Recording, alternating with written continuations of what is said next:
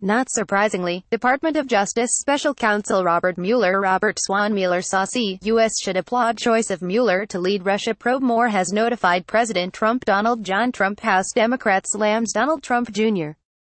for serious case of amnesia after testimony. Skier Lindsey Vonn, I don't want to represent Trump at Olympics. Poll, 4 in 10 Republicans think senior Trump advisors had improper dealings with Russia. Moore's attorneys that he may want to interview the president as part of his investigation of alleged collusion between the 2016 Trump campaign and Russia and any related obstruction of justice, depending on how Trump responds to the request and how he handles any interview, likely to be under oath. Mueller's investigation could soon conclude without an accusation of wrongdoing against the president, or it could end the Trump presidency. Mueller likely would not have made the request unless he was satisfied that he and his team now had the relevant documents and the cooperation of the key witnesses most likely to cooperate.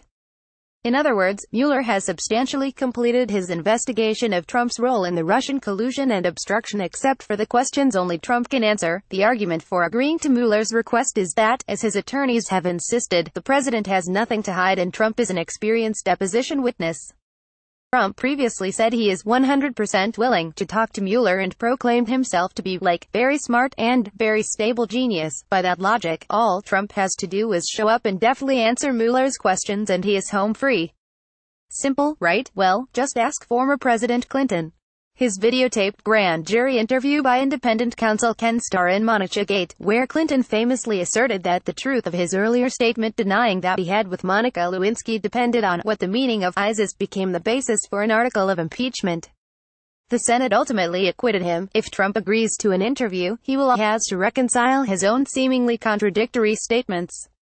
His lawyers may not want to find out. Indeed, no competent attorney would allow such a client to answer questions